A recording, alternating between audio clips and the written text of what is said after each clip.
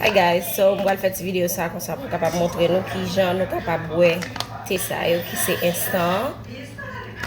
Alright, so mwen genye 2 ti sachet nan men, ok? Sa se citron, sa se li ki orijinal la. Se 2 sa yo mwen mwen plus bwe, ok? So,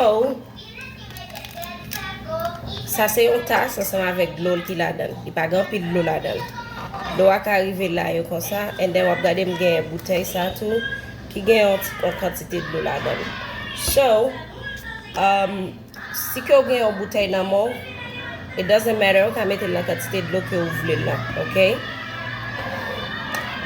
So, par exemple, m gen de l'eau sa, so m ap just pran ti sachete yon,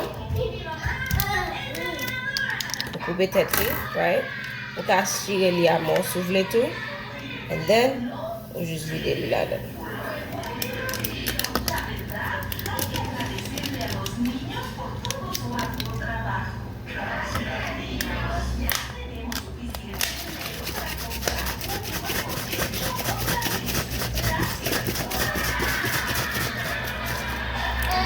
Et voilà.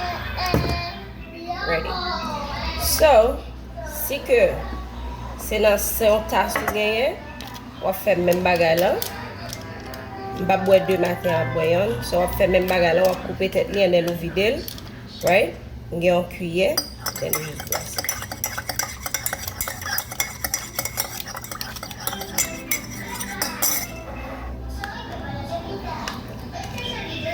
And enjoy.